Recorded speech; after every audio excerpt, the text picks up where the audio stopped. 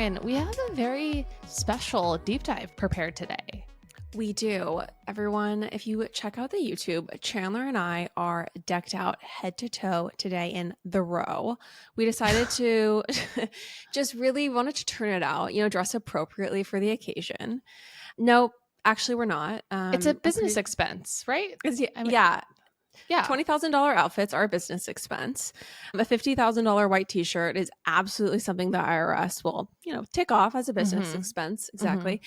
No, Chandler and I decided we got to deep dive these supernovas, the girls that everyone was obsessed with. All millennial girls grew up with Mary-Kate and Ashley as their guiding lights, their beacons, first on Full House, then on all of the Dualstar movies they put out, okay?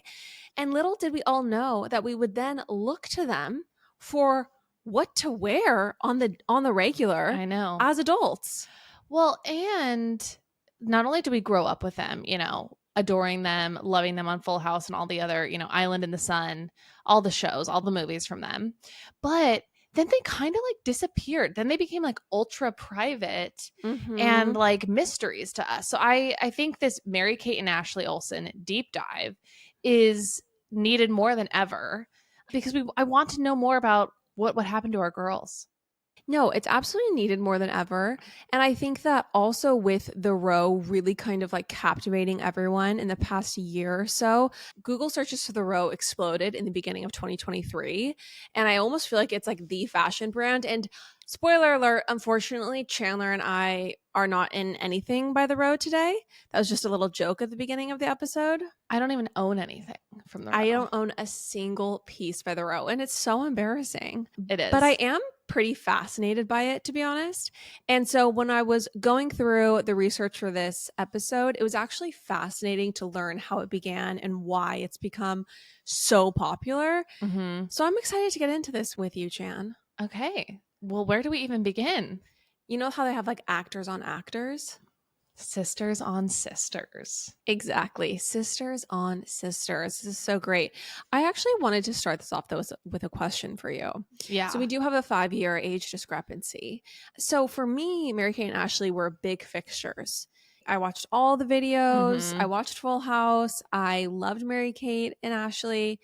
I was actually curious if you even knew who they were, like what role they played for you in your life. Well, since I was born a couple years ago, I actually don't know who these people are at all. No, they were definitely bigger fixtures in your life, I would say. Yes. And I mean, I watched a ton of Full House. I think it was one of the few shows that was just like definitely allowed for us to watch. But no, I feel like I was a little bit later to the Mary-Kate and Ashley love just because I was just too young. And then I grew up and I got to watch those movies. But by the time I feel like that I was watching Island in the Sun, which I don't know why that's the movie that just always comes to mind for me. They were like, I feel like already like chain smoking.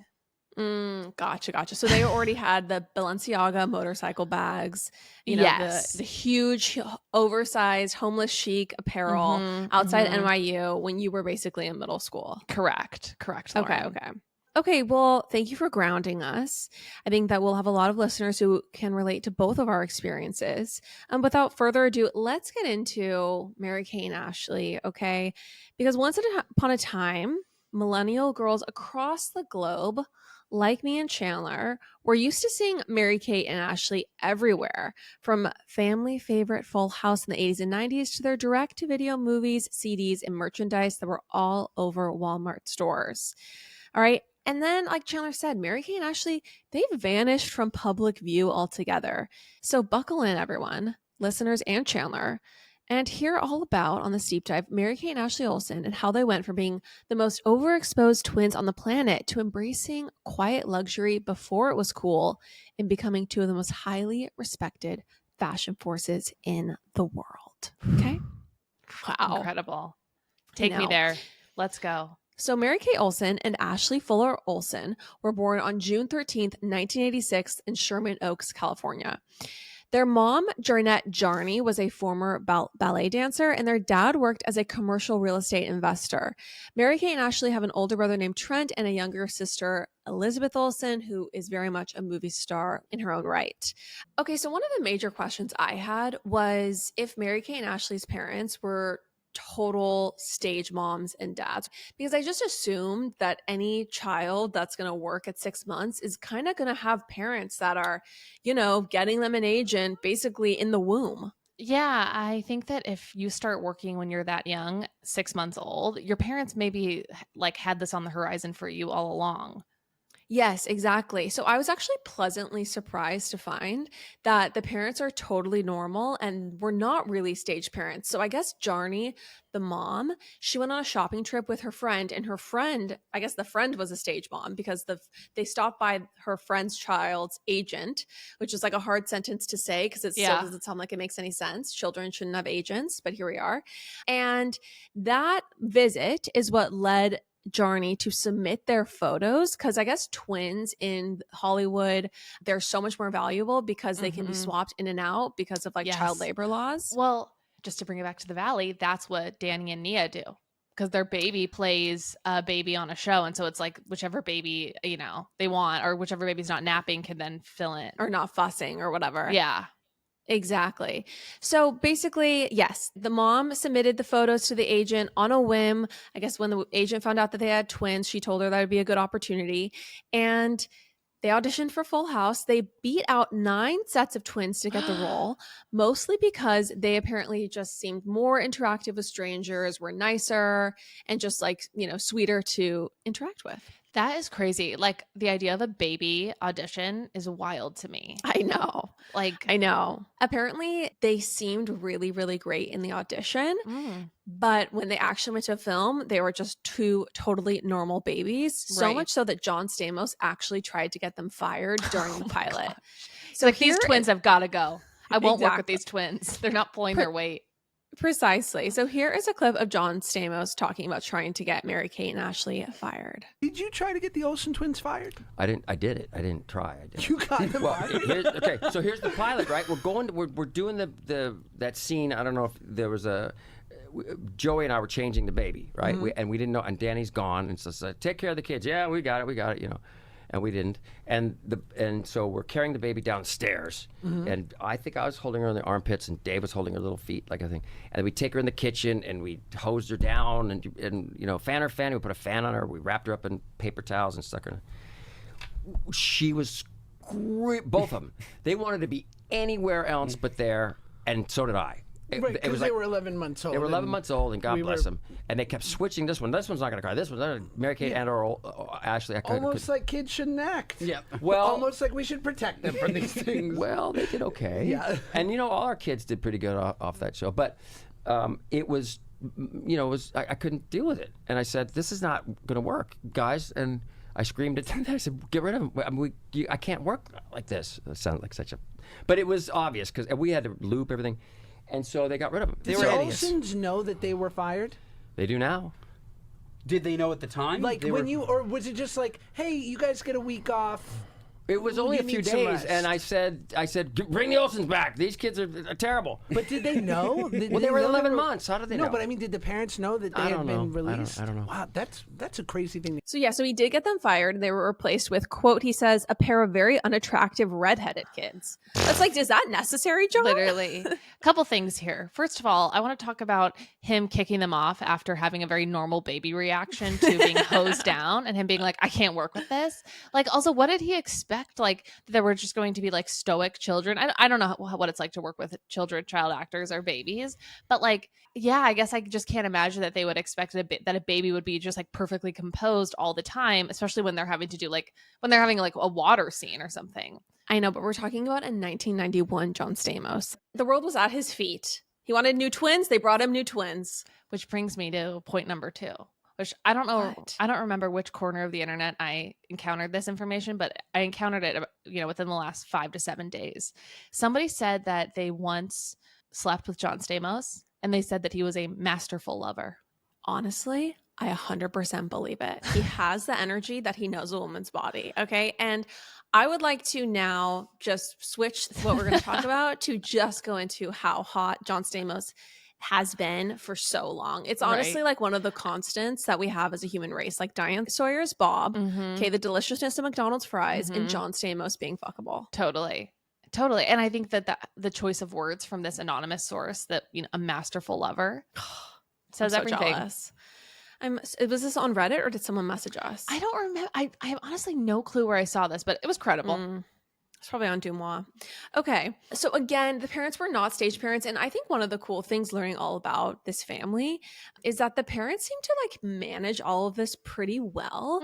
So the mom did not spend all her days on set. So apparently, first of all, it became a problem because the twins, when the mom was like there and visible, they would cry. I think because they just like they wanted to be wanted with their her. mom. Yeah. Yeah. And so it just became too much of an issue. And so and also, she had 2 other children who needed her to be present at home.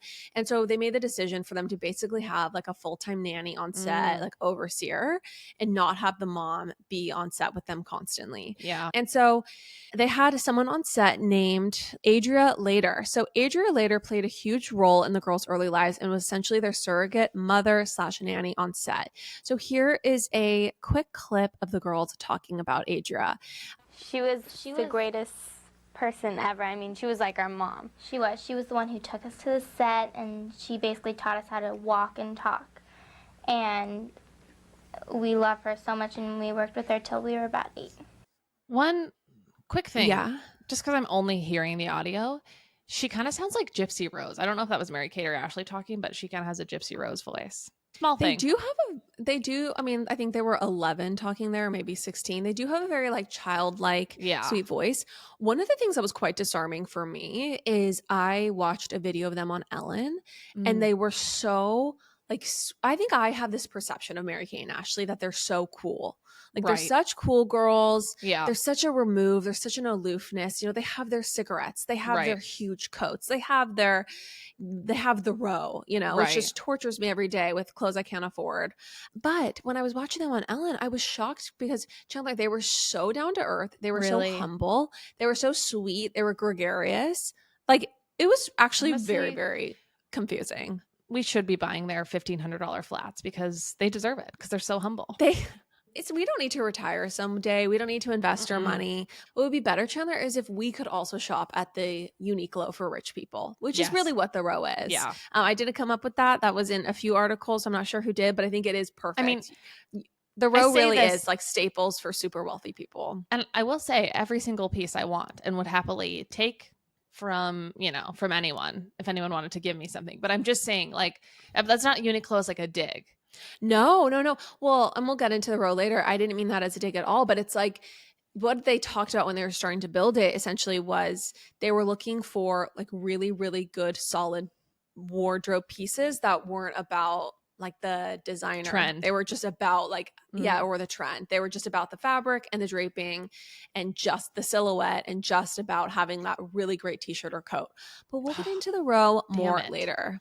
I want to shop there. I know. Okay, continue, please. Okay, so the other thing about Mary Kate and Ashley's parents, and this is a quote from their sister Elizabeth, she said they always did what they could to hook them up with the right people to handle things, like being child stars and managing assets and running production companies and so on.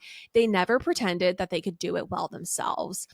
So I think that this speaks really like well to their parents, because I think a lot of parents would be like, perfect, you're the star, I'm the CEO. Like, you're Britney Spears, I'm the CEO of Britney Spears. Yes. And it seems like their parents really kind of were deferential and just wanted them to be connected to the people that could help them make their ventures a success.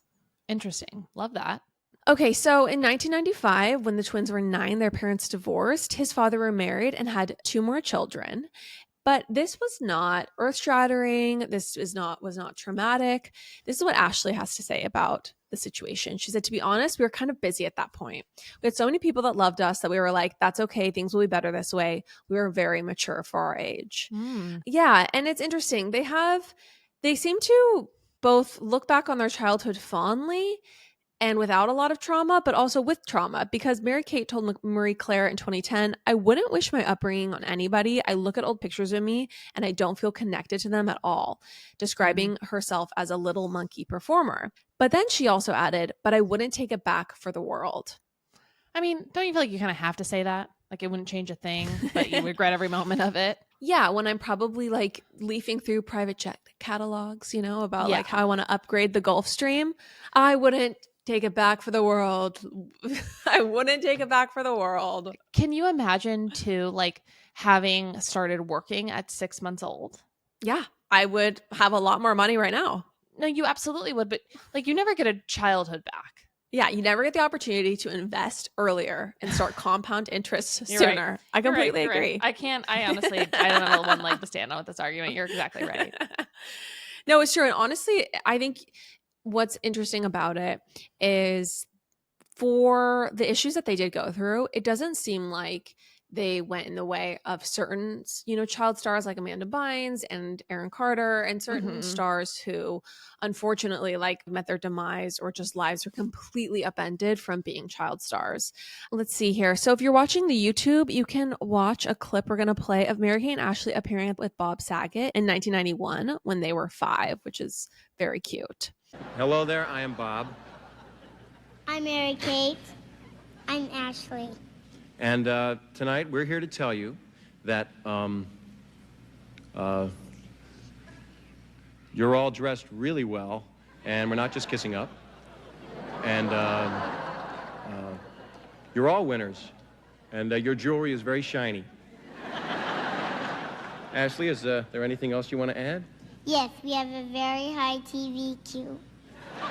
Before we move on, Chandler, can we discuss the gorgeousness that is Clean Simple Eats protein powder, my favorite protein powder on God's green earth? Lauren, this protein powder is the one we have been drinking since college, since the days where, we shared a little apartment. And just like our love for each other, we don't plan on stopping loving Clean Simple Eats anytime soon. Here's the deal, everyone. Someone messaged me. They're like, no, really, is Clean Simple Eats that good? Like, is it good? Or are you just BSing us? I swear on my unborn child's life that Clean Simple Eats is truly delicious. Okay, I don't even care about the ingredient quality, but their ingredients are clean and grass-fed. And more importantly to me, it tastes like a Frosty, a Wendy's Frosty, but it's a gorgeous protein drink.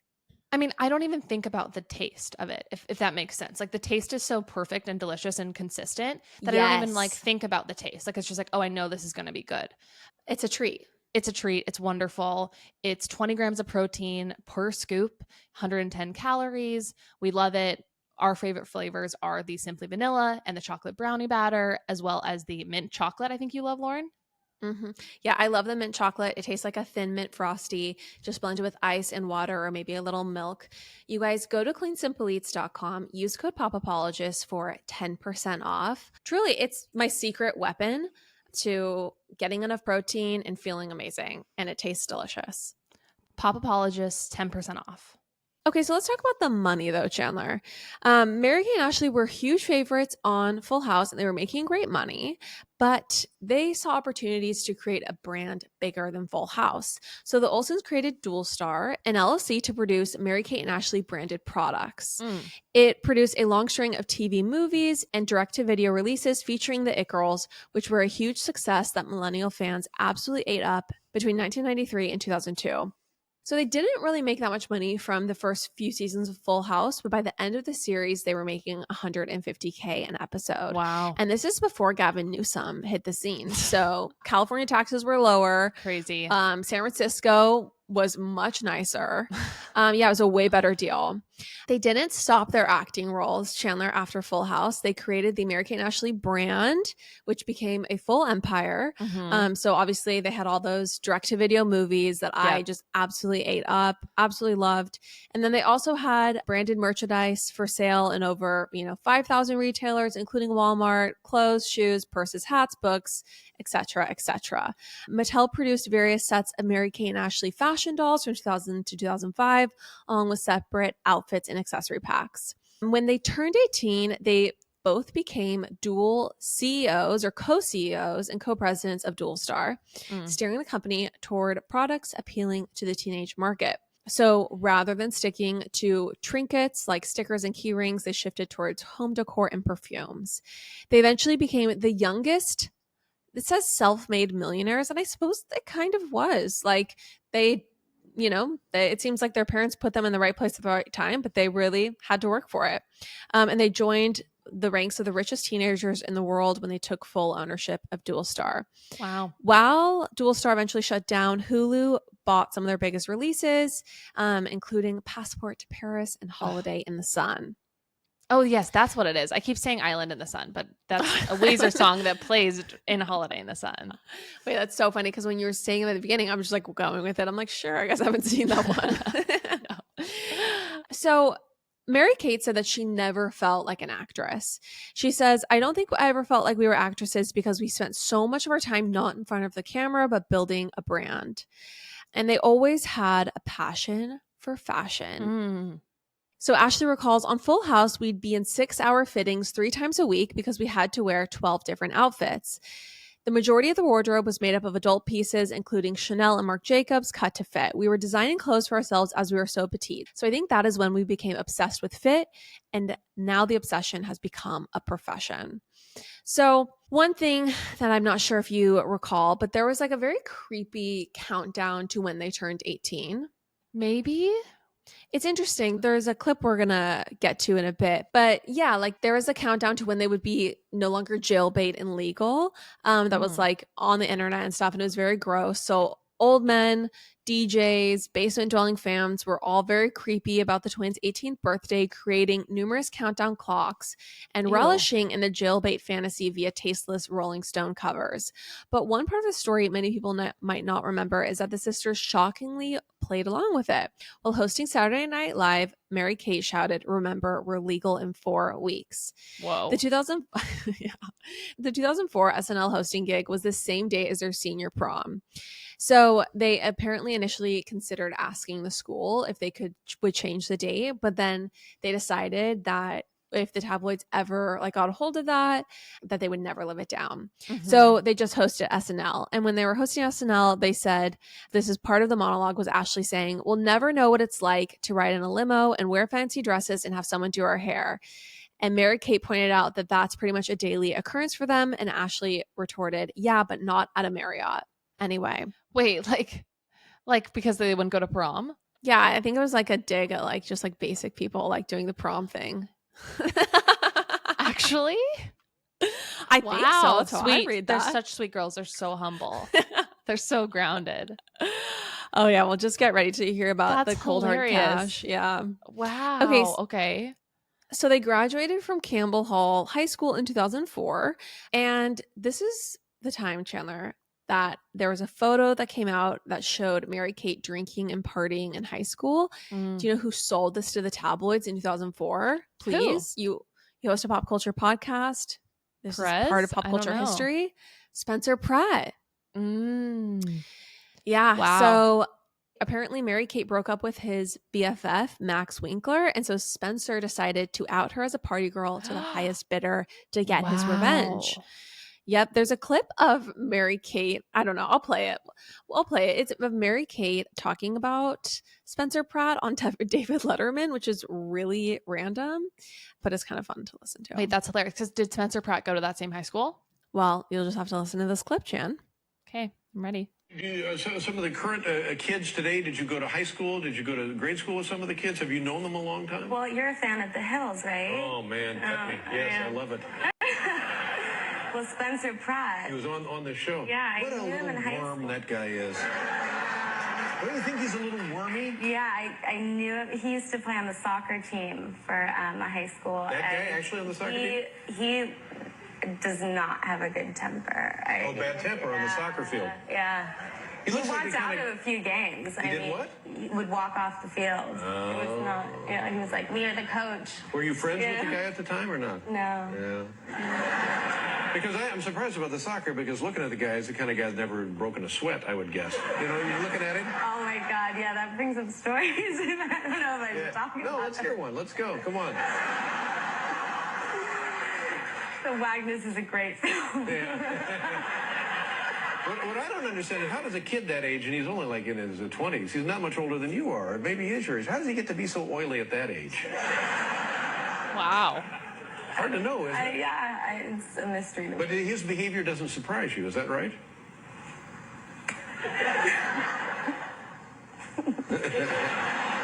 I tell you what, let's do now. The Spills season 2 here, we're going after everyone that came for Spencer Pratt. Okay, we are going in a time machine. Yes, I know Mary-Kate's a billionaire, blah, blah, blah. You can save those comments for the comment section. But right here, let's investigate this beef on David Letterman. Also, what substance do you think MK was on to confuse that we went to high school together? She went to Campbell Hall in the Valley.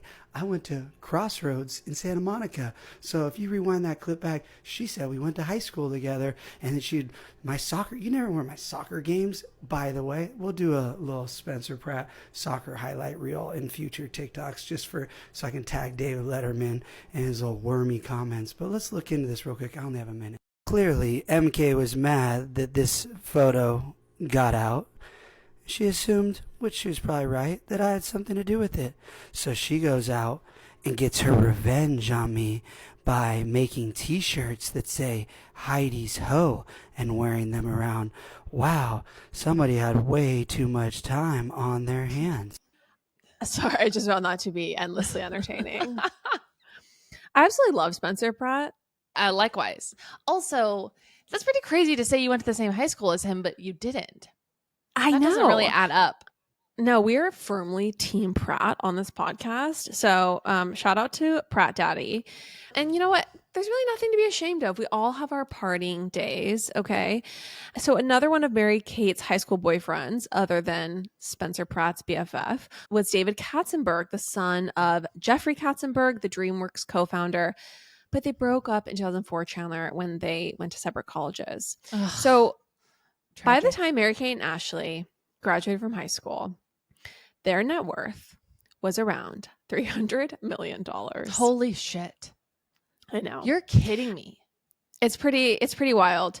So No I'm gonna wonder they play- were just like, bye, we're private now. Like, we don't care. No. Truly.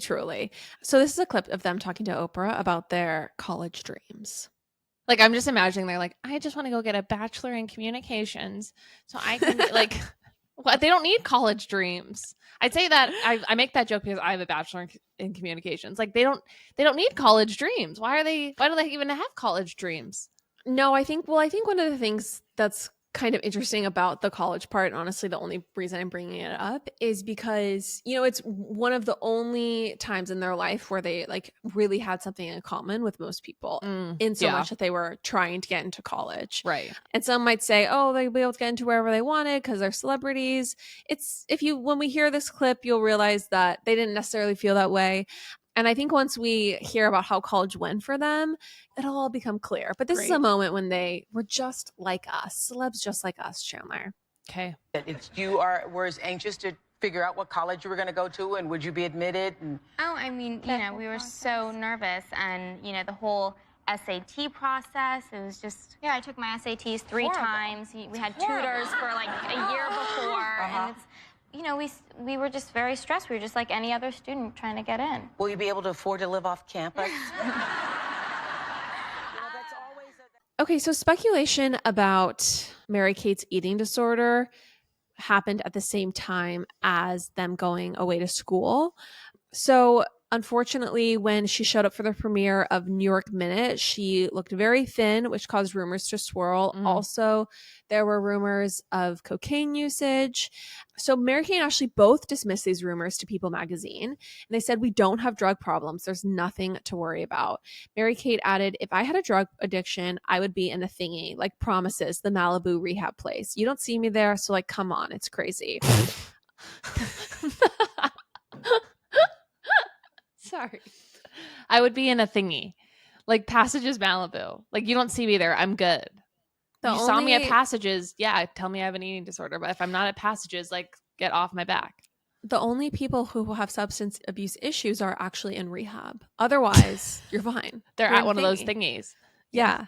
No. So a month after that quote, Chandler, was published, Mary-Kate checked into a treatment facility, unfortunately, for her eating disorder, where she stayed for 6 weeks. So Ashley was quoted as saying she's hanging in there. She's taking the time she needs for herself right now. And right now is especially a good time right before school so she can get healthy. So there is a clip, from Oprah. And it's interesting to listen to this clip because Oprah kind of like questions them about how frail they are. And this was amidst the eating disorder rumors. And I think that one of the things that's interesting about it was 20 years ago, 2004. Yeah. Is just how it was just so much more common to talk to people about their bodies. Right.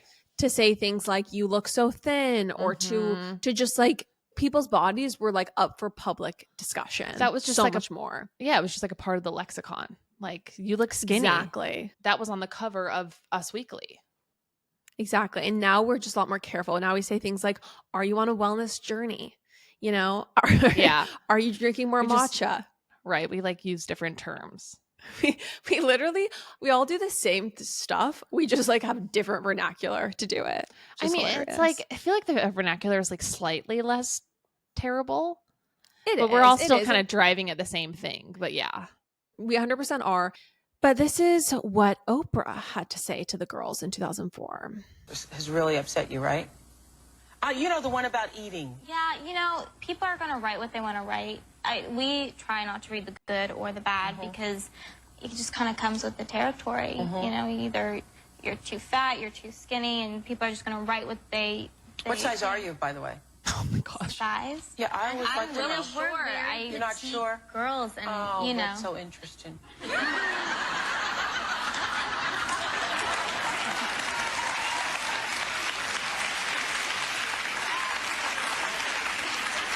That is so interesting. I'm like obsessed with size, and you're like, I really don't know.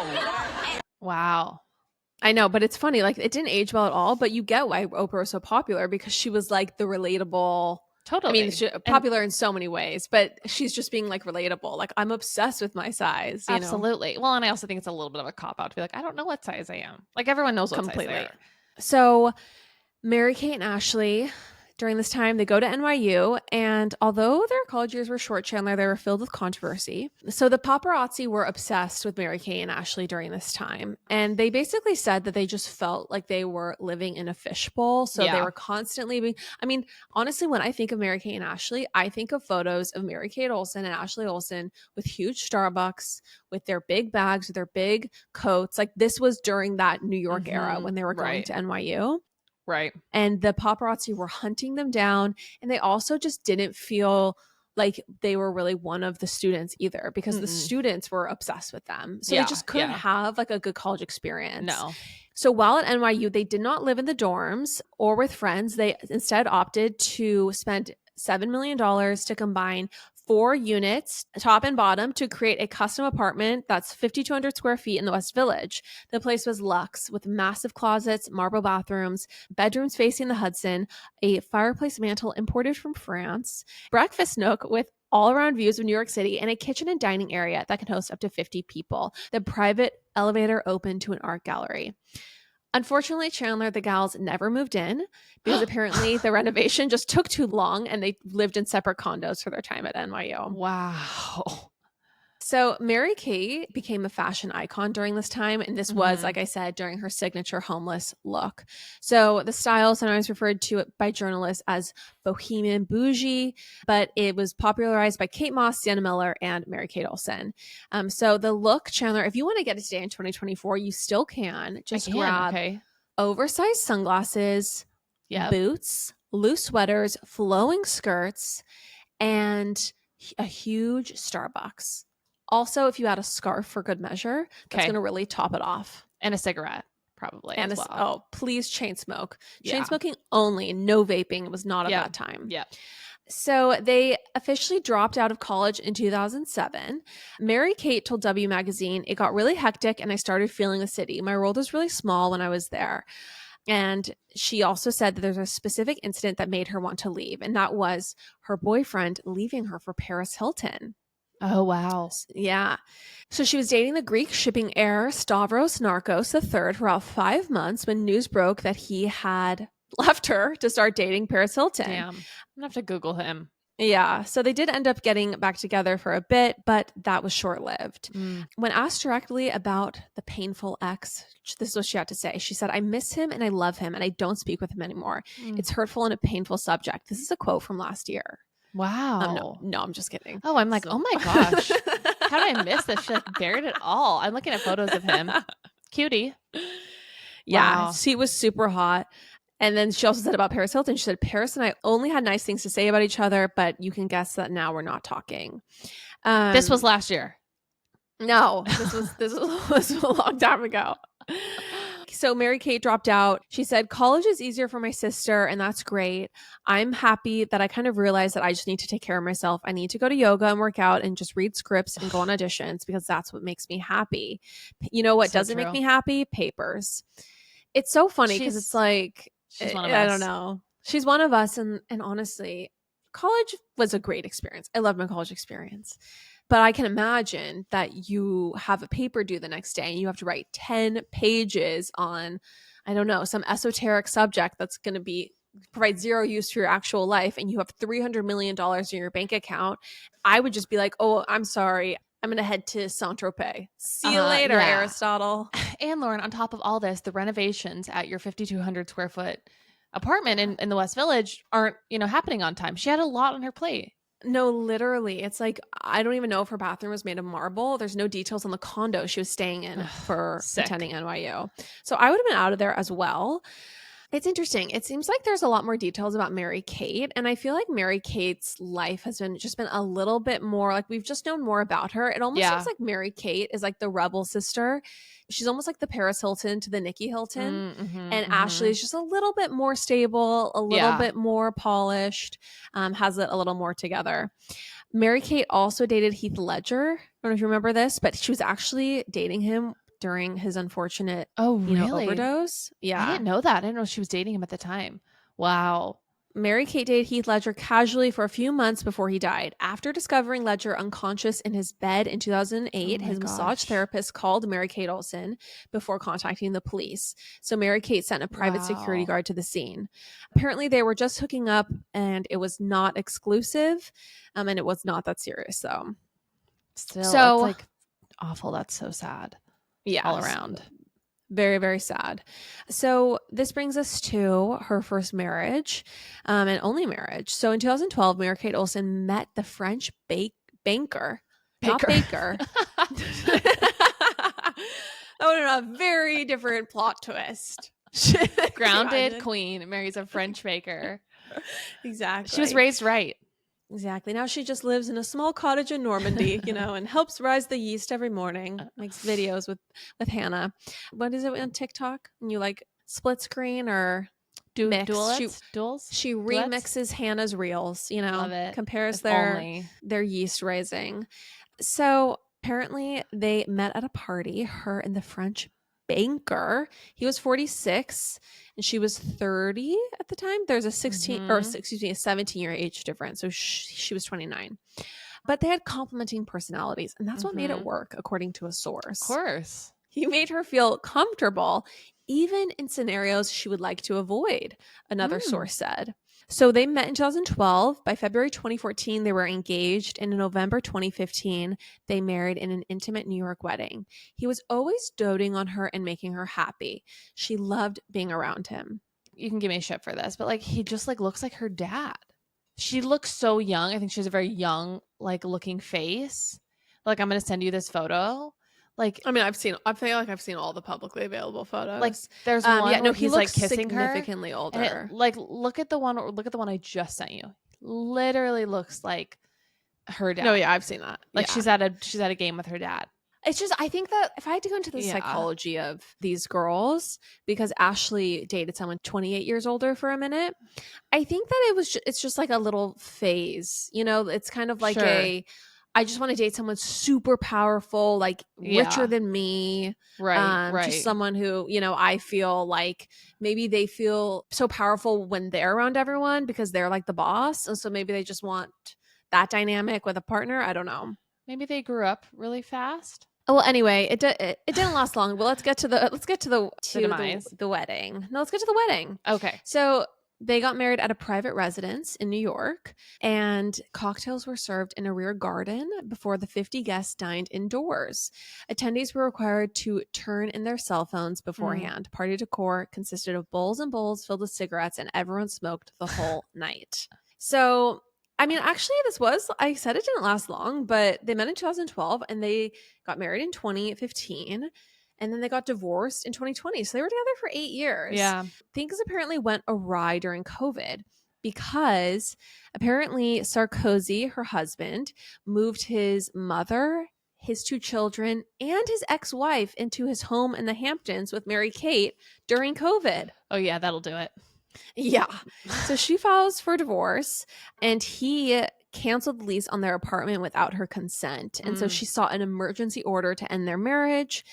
Since the New York courts were not accepting filings during the pandemic, she, I guess, she got Bethany Frankel on, the New York judicial system's ass and was like, this is a crisis. This is my a crisis. mother-in-law is in my Hamptons home. Okay? Get me out of this marriage. Literally. And my renovation's still not done from college. Literally. I have nowhere to go. I have nowhere to go in this town. Wow. That's crazy. So, and we don't know anything else about their wedding. We just know about the bowls of cigarettes. No, and so I did a lot of sleuthing online and Googling and thinking I Googled, I know Mary-Kate and, Sarkozy, and I have the full scoop. As a close source. As a close source. I went on Reddit. I went on TikTok. I couldn't find nothing. So wow. I don't know. I think these are reclusive, very rich people. Yeah. There's not a lot of public information about them, but we're doing what we can to bring you what we do know, people. Okay. Something else I'm curious about them, and maybe you know this, maybe this is coming later on. Who else are they friends with in the Hollywood ethos, Hollywood sphere? Who, there's the Kate Hudson, Foster sisters. There's cohorts of stars who are besties, and I don't know who they're friends with, if anyone. It's kind of surprising, but the only person I know that they've hung out with recently is Andy Cohen. So that is shocking. I know there was a photo of either Mary-Kate or Ashley, I forget who, and her boyfriend and Andy Cohen hanging out in the Hamptons. So I think just, an echelon, a circle of people that we're not privy to, unfortunately. Totally. But maybe if you buy that house in the Hamptons, you can get the good word from the neighbors who they hang out with, if your offer is accepted. Okay, so in February 2021, Mary-Kate was spotted on her first post-divorce date that we know of with John Cooper, the co-founder and CEO of the news analyst agency Brightwire. So that is what we have for Mary-Kate's dating history and love life and marriage and divorce. Let's get to Ashley, though, okay? Okay, yes. Ashley's married. Ashley's married now, but so this is very interesting. Do you know who her first serious relationship with was? No. Who? It was with Matt Kaplan. Do you know who that is? Wait, yes, the guy who's married to Alex Cooper. No way. Isn't that so interesting? That is interesting. Wow. Okay. Yeah. So they dated and they, I think were both figures in the NYC nightlife. Mm-hmm. She also had a quick romance with Lance Armstrong and she hooked up with Jared Leto, according to the rumors online. Okay. All of this is alleged, nothing confirmed. Sure. Mary-Kate, Ashley, we can't afford a defense, so please don't sue us. Please. All alleged. So then Ashley dated the Hangover star Justin Bartha for 3 years. And they were also rumored to have been engaged. Okay. I'm going to look him up. So she was linked to the film director Bennett Miller, the artist George Condo, and Richard Sachs, a financier who was 28 years her senior. Wow. Okay. But after that May-December dalliance, Chandler, there was a decidedly more appropriate coupling, and that is with her current husband, Louis Eisner.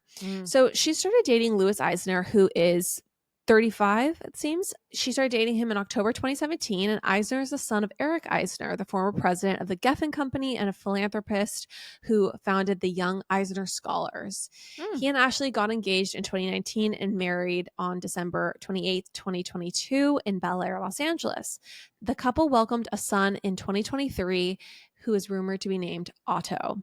Oh, cute. I know. It's kind of crazy how private they are, given that we have no photos of her pregnant. We have nothing. Photos of the kid. Nothing. Yeah, it's Very really interesting. wild. So a source told Elle magazine she kept her pregnancy secret from a lot of friends and colleagues. Only a small circle knew. The source also noted that Olsen spent a lot of time in the Hamptons with Eisner, which helped her to fly under the radar. And of course, that Olsen's signature oversized look helped as well. Her family did know, and they were all beyond excited to have a new addition to the family. Oh, that makes me happy. Yeah. So in terms of their personal lives, that's basically all that's on the internet that we can find. It's unfortunate. I would love to know the ins and outs and exactly what happened.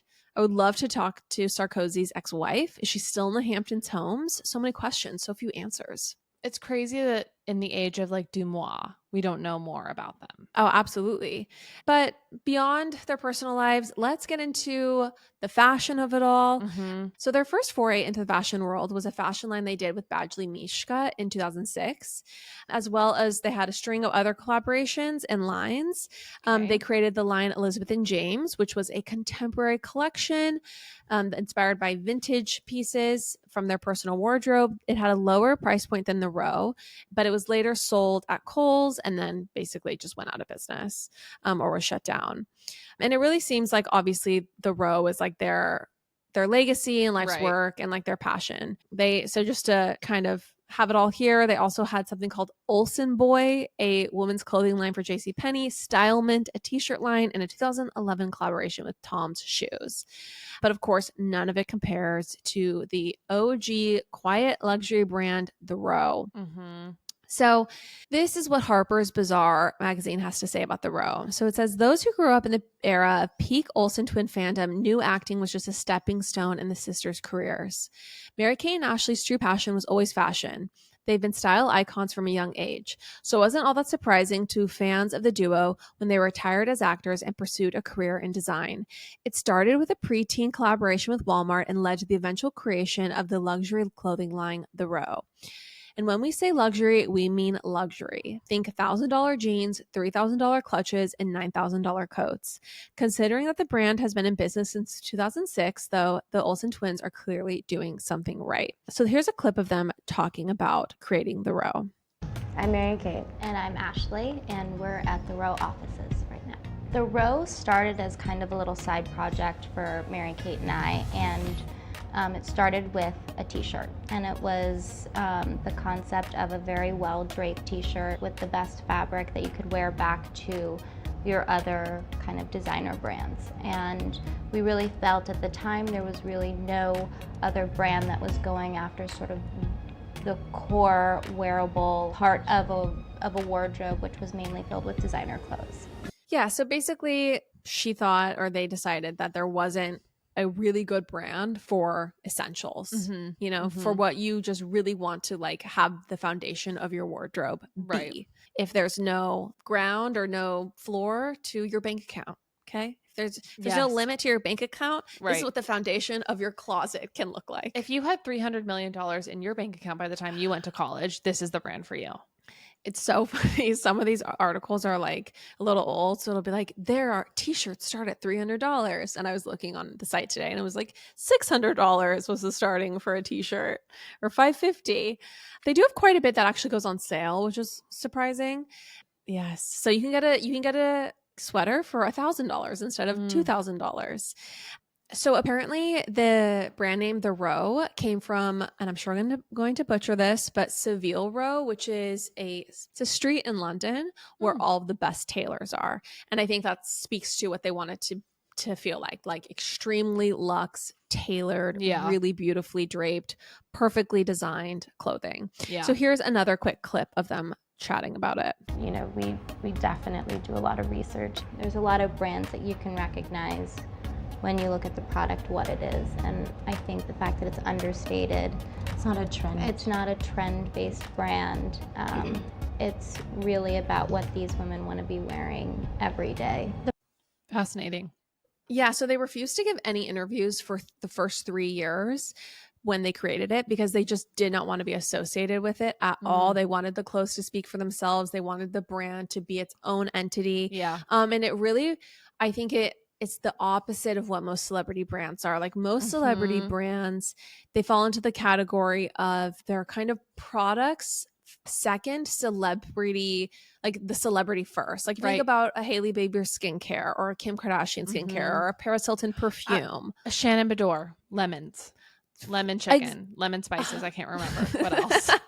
Shannon the Bedore lemon first. tinctures. Yes. It's all about the celebrity's image, promoting the products and elevating the products. But I think for them, they were like, no, we just want to create impeccable products. Yep. And I'm sure there was a part of it, like Mary-Kate and Ashley now, I think The Row has on some level elevated their personal brands. But, when they first created it, they were not that far away from Island of Paradise or what? No, that's the Holiday in the Sun. Holiday in the Sun. They're not that far away from Holiday in Right. the Sun, you know? And so I think that they just wanted to make this impeccable line. The first drop was only 6 products. So they only had 6 pieces in the first collection. And yeah, they spent over a year and a half designing them and just getting them down perfectly. They talk a lot about how fabric is just really crucial for them. Yeah. Like, they know when to just let the fabric like speak for itself and when they need to not cut, you know, when they need to like cut less and manipulate it less and just let the beauty of the actual material get the spotlight and not over design. So they refused to be part of any of the marketing. And by I say refuse, I just mean that was part of the strategy, right? Is that this is what they were doing and it wasn't going to have them as the face. You know what I think about? So they're both pretty short, right? How tall are they? Like 5'5" or something? I should see. I think like 5'1". Yeah, they're tiny. And I do think that a lot of high fashion clothing is made for tall people. And so I think there's something really cool about them. I don't know, like finding and engineering like garments so that they like make them almost look like more high fashion and taller. Is that bad to say? No, I mean, I think it's a good point because I do think that clothing can just look better on taller people a lot of times for whatever reason. Right. You can like get away just with because more. there's like the structure and the silhouette can just look more flattering on a longer mannequin, you know? I think that's why, honestly, I think about Meghan Markle's wedding dress and how cool it looked in the silhouette they drew on the 9-foot little like illustrated woman. Yeah. But when it goes on the 5'4" girl and the proportions, it's just a very different look and it's like less striking. And so they probably, I think that's actually an astute point. Like they wanted to create clothing that was really, really beautiful and striking in person and simple and elegant, falls well, but doesn't require you to be Tilda Swinton to, you know, elevate it. Like clothing that really, you know, speaks for itself. Also, I'd be curious. I find that a lot of time clothing brands, they always are like built around the designers or the owner's bodies, like body type. But I've never heard that like the Rose stuff is like too short. No. So I bet you they have to get it tailored. Right. Yeah. I just wonder if that was like a lens through which they like that inspired them to also be creating this clothes. Like not only were they not finding the essentials that like felt high quality enough, but also maybe like stuff to fit their particular like shape and size. Right. So in terms of how the Row did, so it reached 100 million in sales per year in 2021. Between 2022 and 2023, searches for the Row, okay, they went up 185%. That's the statistic. So it has grown really massively in the last 2 years, year and a half, since quiet luxury has become such a major thing. However, they did go through a really rough patch. So Barney's was their biggest client. Oh. Barney's owed them $3.7 million, but that they owed them that when they shut down, when they filed for bankruptcy. So this was a moment when it wasn't clear if the Row was going to continue, but they've been so successful. In the September issue of Vogue, so this is kind of funny. In the September issue of Vogue, it was Vogue's 125th birthday, and each like designer did a spread. So basically like 2 pages. And for the Rows, both pages were white and it just said happy 125th birthday, the Row. And so the quote is on 2 stark white pages, you know, emphasizing their less is more mantra. And the quote, someone was quoted saying, that's it. It says everything and nothing and it's perfect, just like the Row. So the key ingredients that make the Row successful are that it has, you know, a really strict vision and it's extremely consistent. So a lot of these, you know, design houses, they have different creative directors every 4 to 5 years. And so, you know, that creative director will always be trying to like leave their mark and kind of change things a bit. And also, you know, they're all under big conglomerates. They're under LVMH. They have all these financial pressures, honestly. Right. And it seems like what customers of the Row, loyalists of the Row really value and love so much is the fact that it's just so consistent. Right. It doesn't have those variations. Yep. You really always know what you're going to get from it. And I honestly, I think more because I'm not shopping at honestly, really, except for like a bag or two or whatever, I'm not buying ready to wear from designers. I'm just not doing it. But I think about other brands where like there are certain brands where I feel like I can trust that no matter what, it's always going to like have good stuff. Or there are brands where like it used to be really good and now it's just kind of like it's changed. Things aren't as good anymore. Or like they lean so heavily on the labeling to kind of make up for a mid style. Exactly. So no, they don't rely on Mary-Kate and Ashley's name. They don't do trends. And there's very little involvement in terms of like their celebrity. And, you know, you really think about like, do you want Paris Hilton? Have you seen the inside of her house? Do you want her to be designing your clothes or choosing your fragrances? And they're just extremely dedicated and committed. It's, again, like their life's work. The other thing that I think is really cool about the brand is that, you know, they've been doing this before it was like, I remember going to Barney's, obviously it was so long ago, but they've been really taking this approach to clothing before it was fashionable. While all of us were, you know, following all these trends over the years, they have been sticking to this really clean, refined, elegant look. And I guess we have only been catching up to them as Quiet Luxury has gotten really trendy. Right, exactly. So here is a quick quote from Kim Kardashian. I just remember the Olsen twins came up to me and loved my outfit and my gloves. And so none of the critics mattered because the Olsen twins approved. One thing I also want to point out is obviously the price point is super high for the row. It's like we've both expressed, far above our pay grade and anything we can afford. That being said, I almost feel more inspired to eventually maybe shop there or to buy a piece from there every now and then when I can, because of how much they talk about fabric. And it's like you really are paying for that quality of the garment versus the brand name, and I'm sure there's some inflation there happening, you know, because it is a row bag. Like I'm not saying that it probably cost them $5,000 to make a bag and, you know, we're getting a screaming deal. But I do think I don't know, like I'm buying what they're selling when it comes to like talking about quality of fabrics and draping and those other buzzwords. I think that honestly, you can use the row as a tool of education, right? Like if you live in a place where you can go into a store, you can try on the clothes, you can see how like really good clothes drape on your body, how the fabrics feel.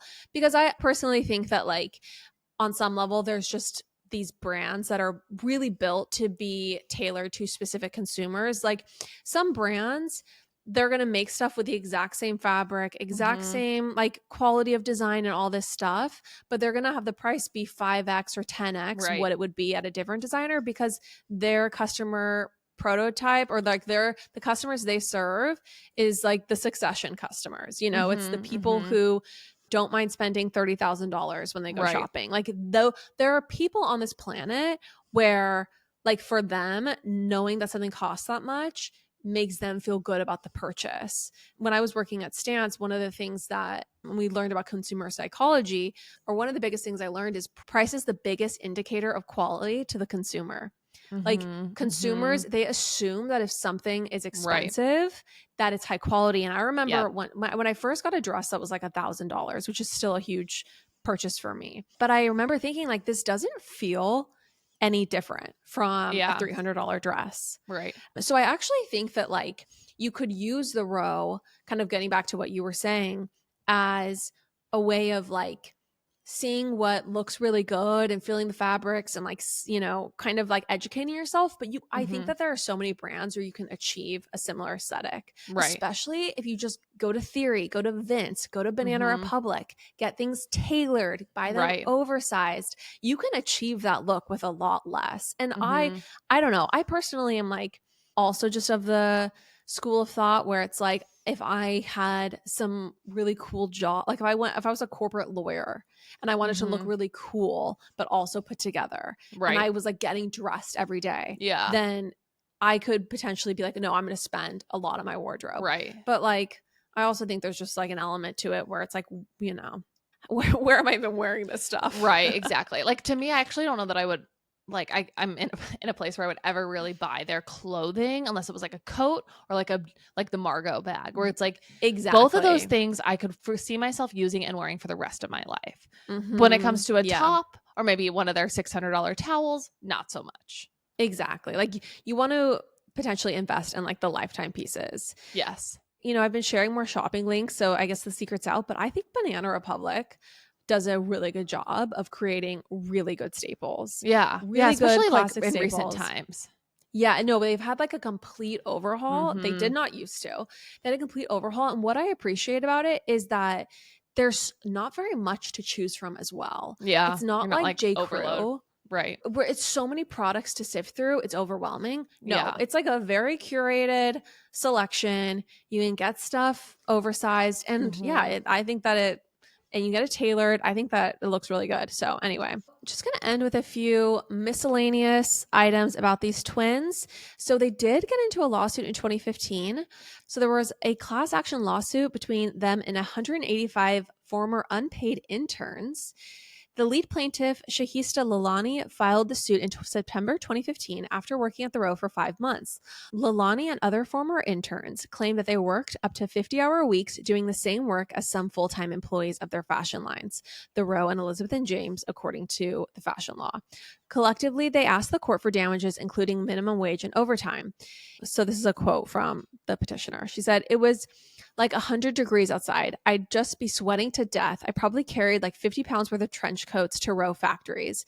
You're like an employee, except you're not getting paid. They're kind of mean to you. Other interns have cried. I'd see a lot of kids crying, doing coffee runs, photocopying stuff." The Olsen's company, Dualstar Entertainment Group, previously vowed to fight back against the suit, calling the accusations groundless in a statement to USA Today. But now the Olsen's company will apparently pay out $140K to a class of 185 interns, according to a settlement approved by the court. I mean, it's just like, isn't that what an internship is? Like photocopying stuff, and carrying trench coats, crying, doing coffee runs. Right. That was my first job, crying. You know what they say? Good times create weak men. What a stupid lawsuit. Okay. So this is a funny little aside about Mary-Kate. So during a magazine profile on Mary-Kate, the interviewer noticed no ashtrays, despite Mary-Kate being a smoker. A friend of the designer whispered to the writer that Mary-Kate won't use one when she smokes. The ash fairy will get it, is apparently what she will say. Wow. Actually, I'm taking the side of the interns now. That's pretty gross. So another kind of thing to note is that the entire cast of Full House was interested in revamping the series, except for Mary-Kate and Ashley. Yeah, I don't blame them. No surprise there. No and here's a surprises. quote from John Stamos talking about this and their attendance at Bob Saget's funeral. So let's just play that really quick. Why do you think the Olsen twins didn't do the Fuller House sequel? They just didn't want to, they weren't acting. And I don't think a real offer came through. And Lori Loughlin said to me, she goes, they just won 2 CFDA awards. That's like winning Oscars. I don't want to come to this. I said, okay, I get it. They came to Bob's funeral, and it was it was so beautiful, and we all needed it because Did they speak? No, but what they did, Howard, was they got us all together and said, "We love you. We loved our childhood. We're grateful for you guys. We thank you for making those 8 years so beautiful for us. We have such fond memories. We love you, And everybody just needed to hear that. And it was I think it was Bob doing it, Yeah, they don't need to be a part of a failing spinoff. They absolutely do not. I actually don't know that them going back to Full House would do good things for the Row. No, or their absolutely brand. not. Absolutely not. Okay, and so we'll just end with this. So Mary-Kate and Ashley consider their relationship more like, quote, a marriage, given how close they are. So Ashley was quoted as saying, "It's been 32 years of learning how to communicate," and called their relationship a marriage and a partnership. "We have had ups and downs, and we do everything together." Cute. So very cute. Yeah. Sisters on sisters. Sisters on sisters. I think that there's also something like, it would have been so easy for them when they graduated from high school. I'm like getting choked up. No, I'm not. Just kidding. Like PTSD from that one Patreon episode where we started sobbing. Yeah, literally. I feel like it would have been so easy for them when they graduated from high school and were worth $300 million to just be like, all right, see ya. I'm going to go live my life. You go live your life. And I think that it's so cool that obviously they stuck together and like kept working together. Mm-hmm. Right. But also, I think what's interesting is they really did something so special in that they created like a fashion brand that's basically the top fashion brand right now. I mean, that's such a major accomplishment. It's not like you just get to do that. Like, it just is a testament to their true talent. Exactly. It's not like they had like minions creating this fashion brand for them. No, and it's not like the row is like the it brand of the moment or is so successful because like everyone is just like so nostalgic for the twins on Full House. No. And so they're going to spend $5,000 on, you know, a sweater. It really is fashion first, like celebrity, you know, backing second. Exactly. Or like 10. Yeah. Lauren, my sister, thank you for walking us through this sister deep dive. You're Sisters welcome, on sisters. Sounds kind of gross. Sounds kind of wrong. I didn't think that. To the pure, all is pure. You did a wonderful job. They're fascinating so to me. much. This deep dive has only made me want to buy more of the row. So apologies to our listeners if we've also, you know, done the same for you because it's, you know, kind of out of everyone's price range. Unless you're really rich. And if you're really rich, congratulations. Congratulations. Chan, love you so much. We'll be back on Friday on Patreon, everyone. And also for Apple subscribers. Love you guys. Bye. Bye.